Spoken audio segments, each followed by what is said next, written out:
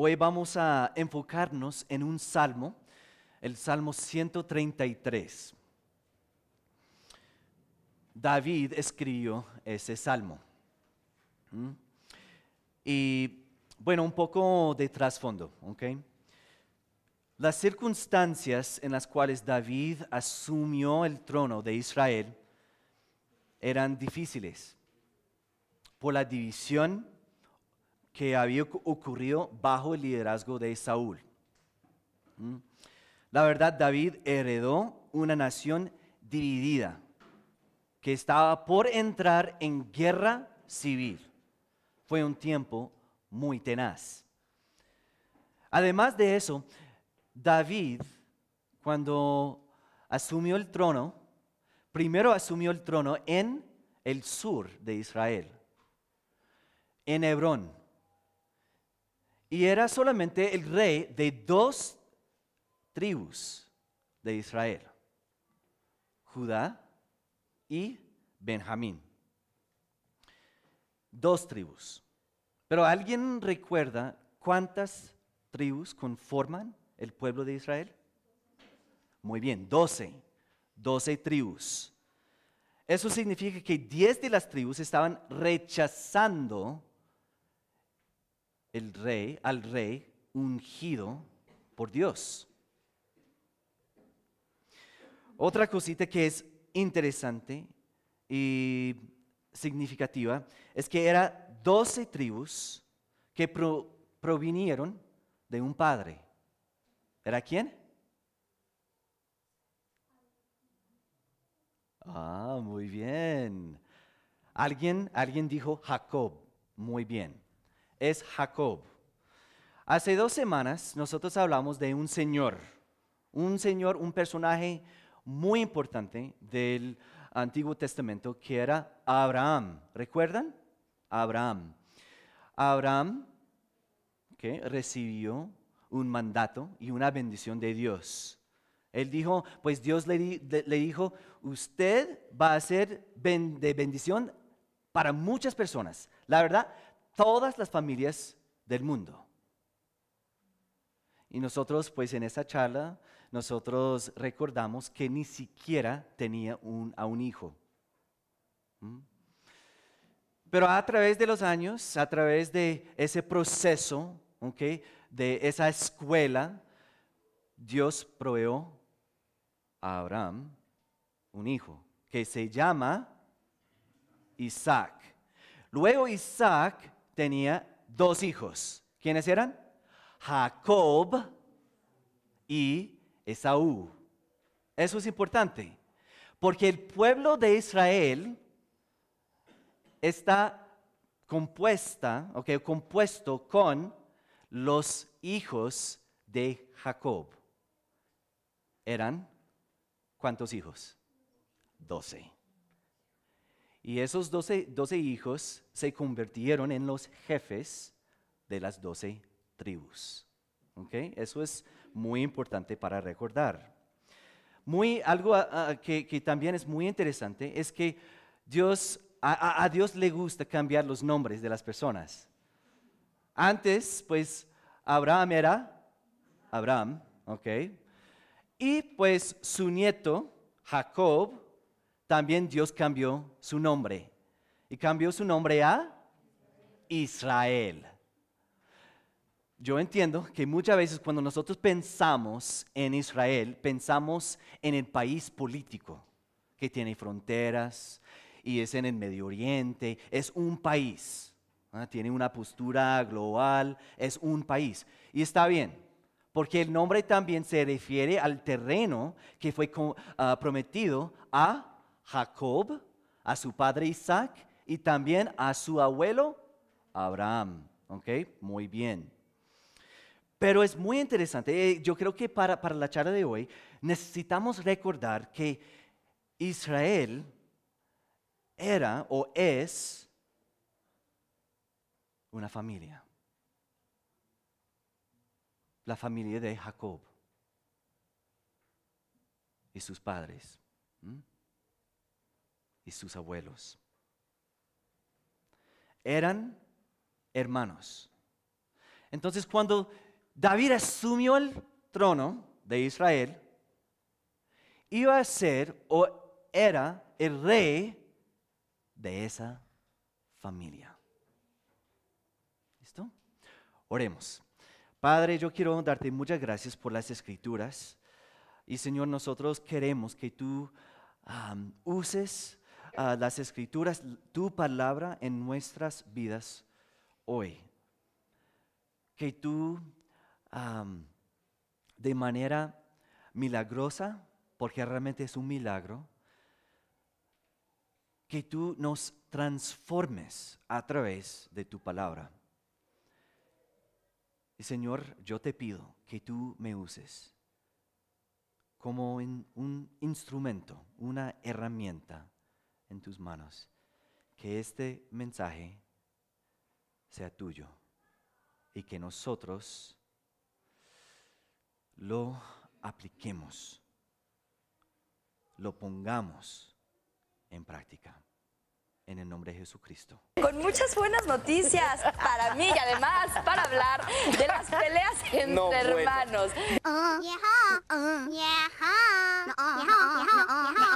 Good night, you two. Night, Mom.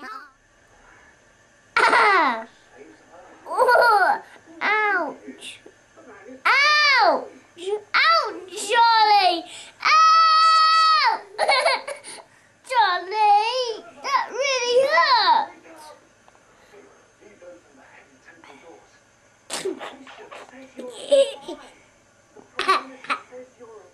¿Le puedes dar un beso y un abrazo a tu hermana? Vos dale un beso y Pero es tu a hermana. mí. Dame un beso y un lindo abrazo porque yo estoy enojado con vos. Bueno, vení que te doy. No. Vení que... Yo sé que los hermanos de tu familia no pelean. Yo sé que en tu familia no hay peleas entre esposos. Yo sé que no hay peleas entre padres e hijos. ¿Cierto? Mentiras, mentiras. Claro que sí, claro que sí. Siempre hay peleas. La verdad es algo muy normal, ¿cierto? Es algo muy normal en las familias. Los miembros de una familia sí experimentan conflictos. Van a pasar. A veces nos peleamos. De vez en cuando, en mi familia, yo tengo que interrumpir discusiones muy fuertes, pero muy fuertes que tienen mis hijos. Mis hijos menores, como algunos de ustedes saben, son gemelos. Y ellos dicen que son los mejores amigos. ¿Ah? Y pues la verdad es la verdad. Ellos son muy buenos amigos. Pero aún ellos a veces pelean. Hace un mes más o menos, mi esposa y yo fuimos a hacer mercado. Y pues uno de los gemelos, pues quería ir con nosotros. Entonces nos fuimos. Fuimos a comprar las cosas al mercado para el mes y chévere. Llegamos a la casa después de más o menos 4 horas. Y el gemelo que fue con nosotros dijo lo siguiente: uy, me hacía mucha falta mi hermano. Creo que nunca he pasado tanto tiempo sin él. Es que de verdad son mejores amigos. Y eso es chévere. Pero aún ellos se pelean. Siempre quieren estar juntos, pero también pelean. Es que las peleas en familia son normales. Inclusive, ellos, a veces yo tengo que separarlos, porque a veces pelean de manera muy fuertemente. Es que es impresionante, de manera muy fuerte. Y a veces, es que ellos, creo que ustedes saben, pero están estudiando taekwondo. Ay. A veces sacan las patadas y los golpes y no, es interesante. Y claro, yo quiero que ellos sean hombres, pero a veces yo tengo que decirles, mira, ok, ya no más, ya no más.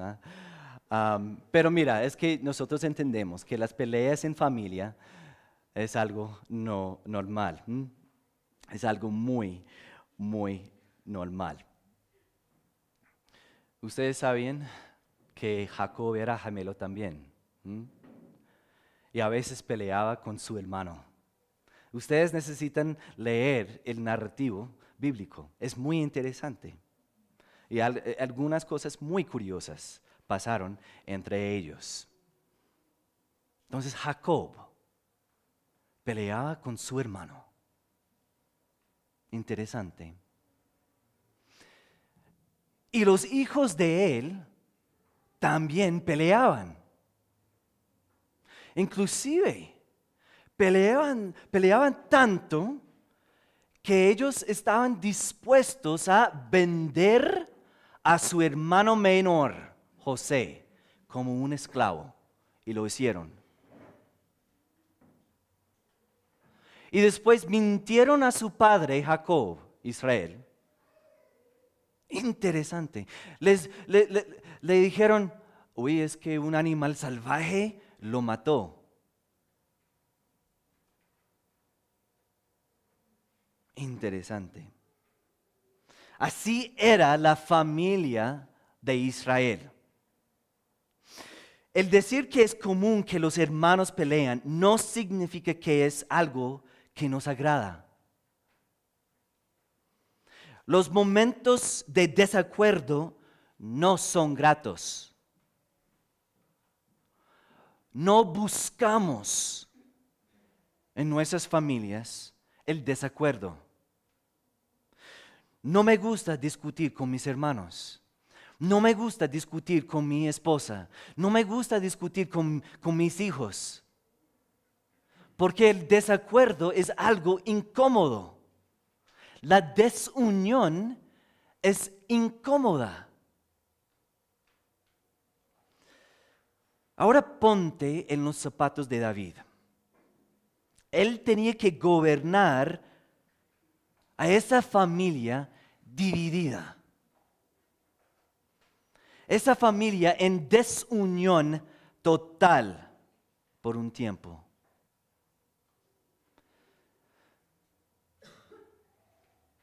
Él era el rey en Hebrón, el rey de solo 2 tribus de Israel por 7 años y medio, sabiendo que realmente era el rey de las 12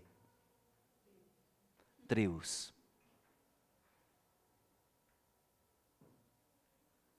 Muy difícil. Pero en su misericordia Dios obró en los corazones de las personas, de los jefes de las 10 tribus. Como resultado, se unieron bajo el liderazgo de David y juntos lo ungieron como rey sobre todo Israel. Eso es lo que pasó. Entonces, si ustedes tienen sus Biblias, vamos a buscar 2 de Samuel, el capítulo 5.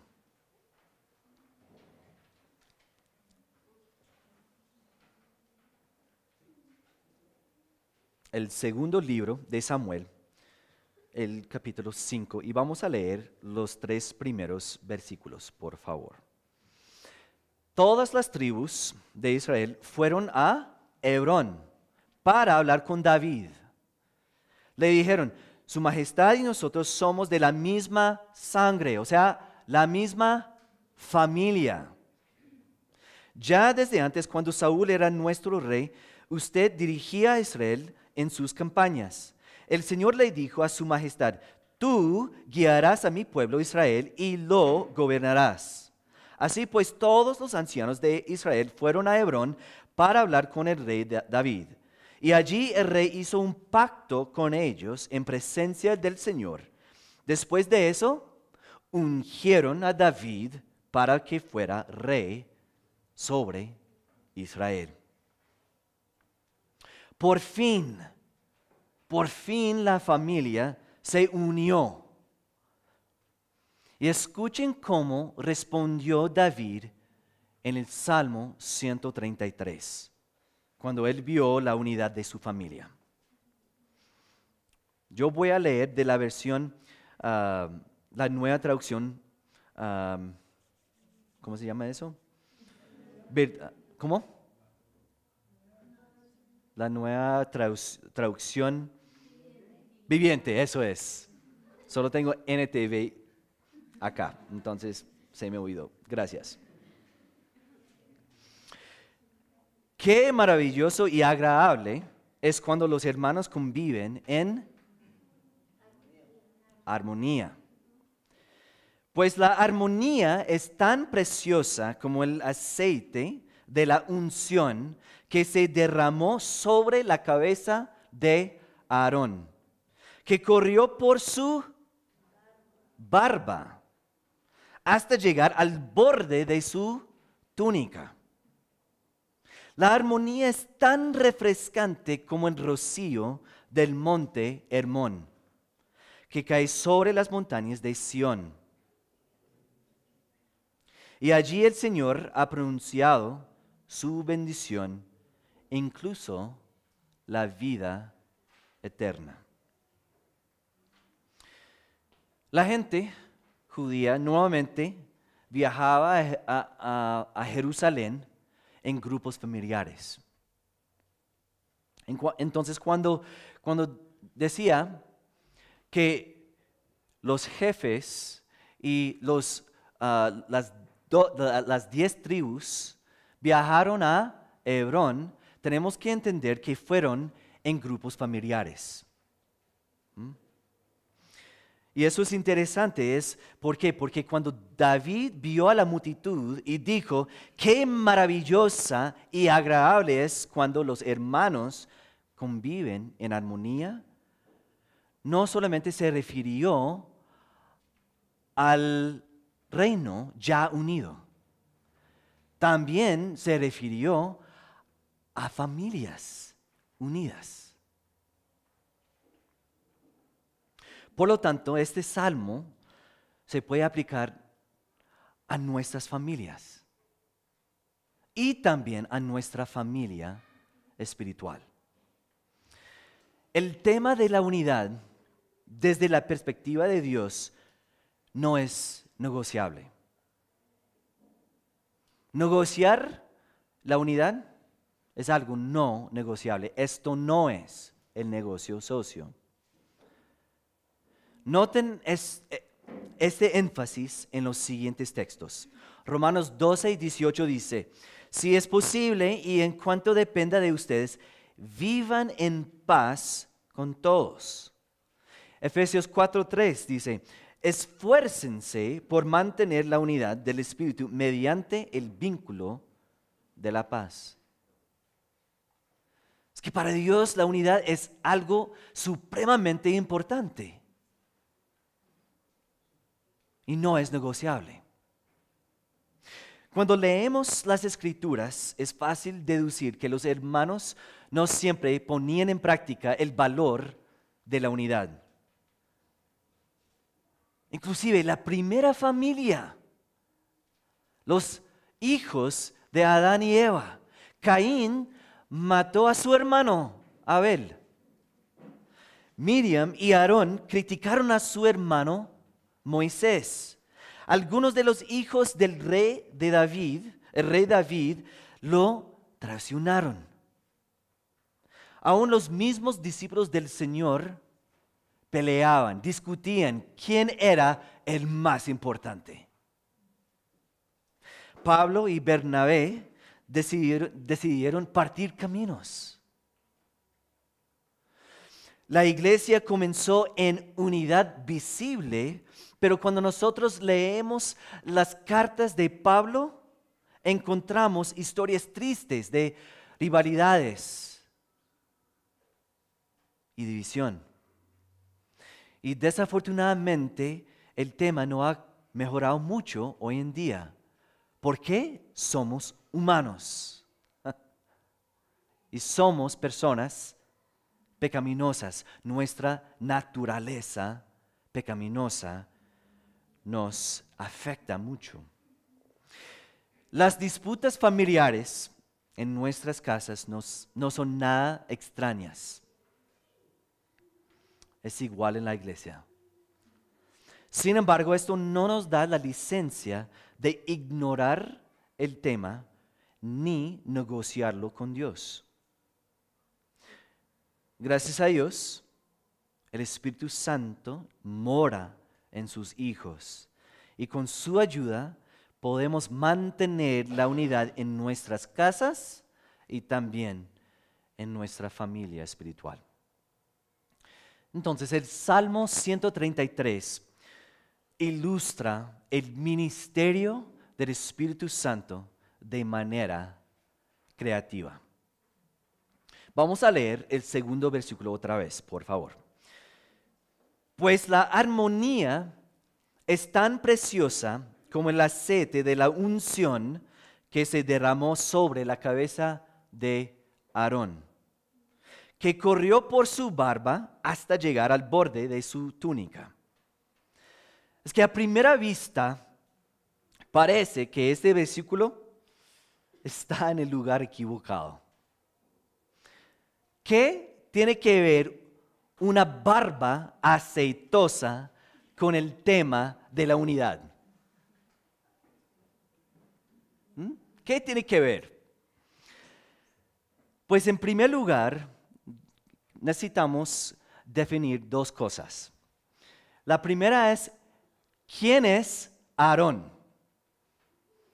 Y dos, ¿por qué se derramó aceite sobre su cabeza? Bueno, Aarón fue el primer sumo sacerdote de Israel. Literalmente, era el mediador entre Dios y su pueblo. Era un cargo demasiado importante. Muy pesado. Muy pesada esa responsabilidad de Aarón y todos los sacerdotes del pueblo de Israel. Aarón y el resto de los sumos sacerdotes era el líder espiritual principal del pueblo. Por lo tanto, la persona que ejercía el papel tenía que ser consagrado. Y ahí viene el propósito del aceite. En la ceremonia de la ordenación de los sacerdotes, Dios ordenó que usaran una mezcla muy especial para ungir a los sacerdotes. Entonces vamos a buscar un pasaje en Éxodo. Y necesitamos escuchar lo que Dios dijo a Moisés al respecto. Entonces en Éxodo 30, el Señor habló con Moisés y le dijo, toma las siguientes especias finas, 6 kilos de mirra líquida, 3 kilos de canela aromática, 3 kilos de caña aromática, 6 kilos de cassia y 4 litros de aceite de oliva. Según la tasación oficial del santuario, con estos ingredientes harás un aceite, es decir, una mezcla aromática como las de los fabricantes de perfumes. Este será el aceite de la unción sagrada.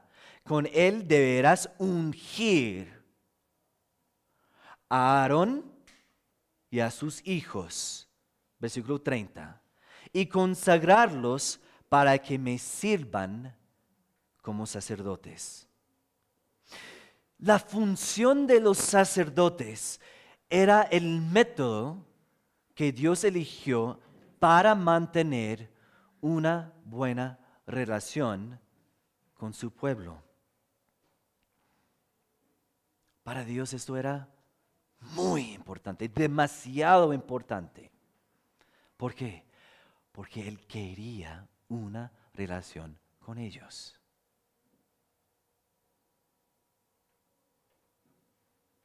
Él quería apartar a los sacerdotes para una labor muy especial. El aceite era el símbolo para ilustrar eso.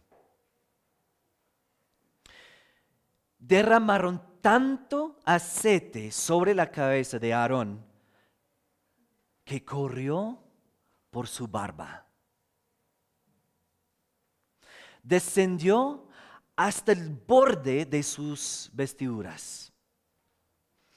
Y tenemos que entender que aún las vestiduras de los sacerdotes eran sagradas. El aceite se derramó por su barba y por toda su vestidura. Y aquí quiero enfatizar un artículo de la vestidura, el pectoral. El pectoral era muy significativo porque fue hecho con 12 piedras preciosas. Y encima de cada piedra preciosa, ellos escribieron el nombre de cada una de las tribus de Israel.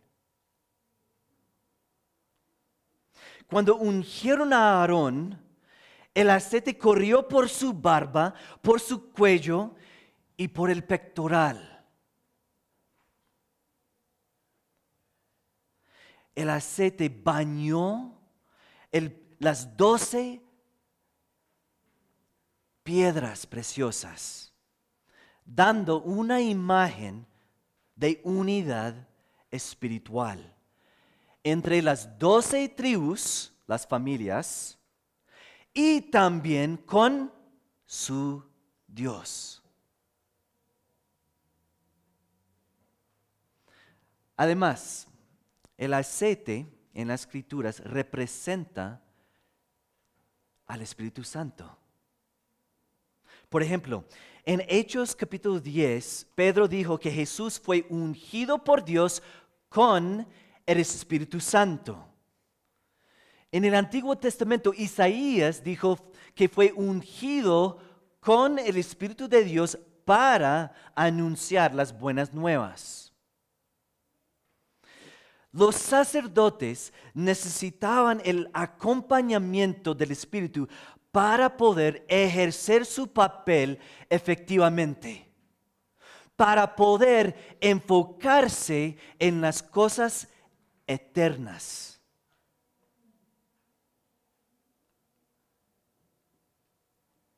Eso era su labor. Enfocarse en las cosas espirituales para poder guiar al pueblo según la palabra de Dios. Cuando el pueblo de Dios anda en el Espíritu, no se enfoca en las cosas externas, sino en las cosas eternas. Las cosas externas, como la riqueza, las apariencias, los prejuicios, los estratos sociales. Y la verdad podemos seguir con una lista muy, muy larga. Pero esas cosas externas nos dividen. Y en algunas, esa división es muy marcada. Mientras las cosas eternas nos unen. El Espíritu Santo solo hace lo que glorifica a Dios y nos guía para hagamos lo mismo. De esta manera, una barba aceitosa ilustra la unidad. Y sí, tiene que ver. Hay otra ilustración en el Salmo 133. Es un salmo muy pequeño, pero muy profundo. El tercer y último verso dice: la armonía es tan refrescante como el rocío del monte Hermón, que cae sobre las montañas de Sión. Y allí el Señor ha pronunciado su bendición, incluso la vida eterna. El Espíritu Santo es como un rocío refrescante, porque su obra es refrescante. Su obra es unificador. Los judíos básicamente eran un pueblo agrícola. Dependían del rocío para regar el cultivo, para tener una buena cosecha. Sin el rocío, sin la lluvia de la primavera, sin la lluvia del otoño, pues los cultivos se secarían y se morirían.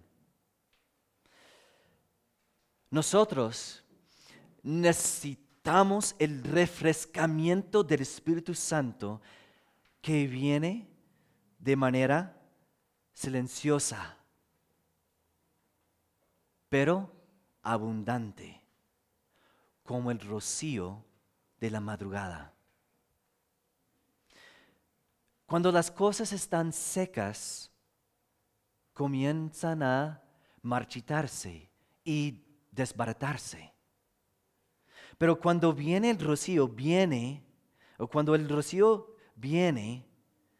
llega nueva vida y las cosas se sostienen.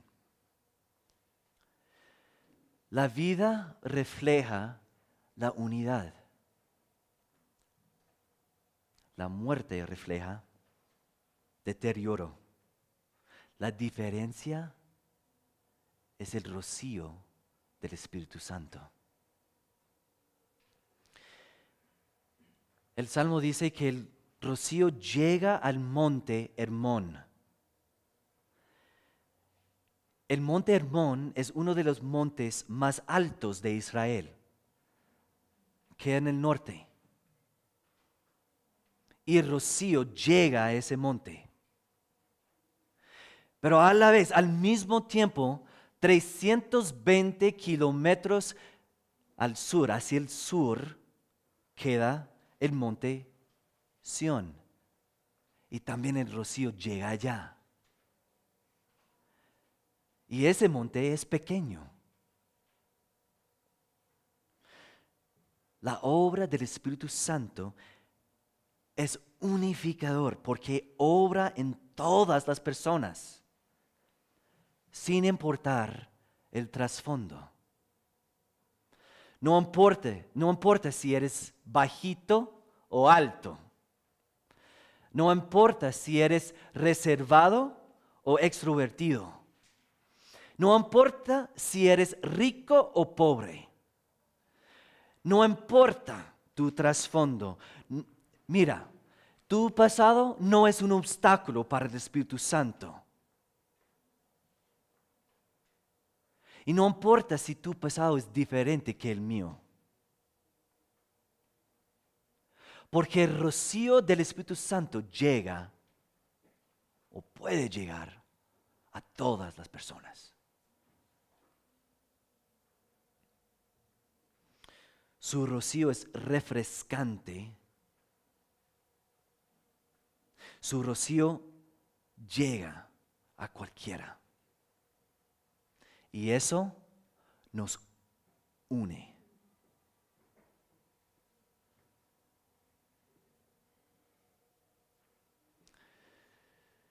Ahora vamos a tomar un tiempo de reflexión y yo quiero hacerles unas preguntas.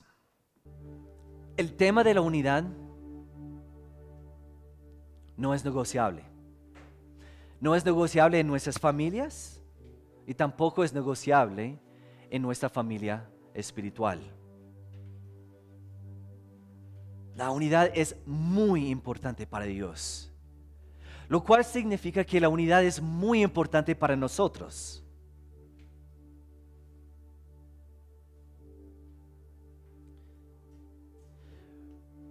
Uno de los deseos de Jesús es que seamos unidos como una familia, pero también que seamos unidos con Él.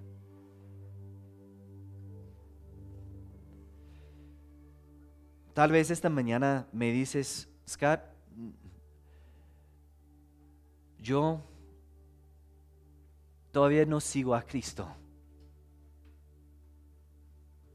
La verdad no estoy seguro en estas cosas. No sé si quiero creer. Pero quiero hacerte una pregunta. ¿Has experimentado el rocío refrescante del Espíritu Santo? Tal vez has tratado de hacer cambios para renovar tu vida, para resolver problemas y conflictos en tu familia. Pero sientes que nada te está funcionando.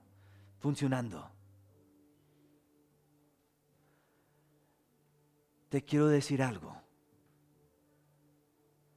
Necesitas al Espíritu Santo. Necesitas que te dé vida. Solo el Espíritu Santo puede refrescar tu alma. Es un paso de fe. Es una decisión. Es una decisión de confiar en su obra. El soltar y dejar que Él obre en tu vida y en tu corazón. Y a través de su guía podrás convivir en armonía con los demás. Es la única manera. Y eso no es negociable.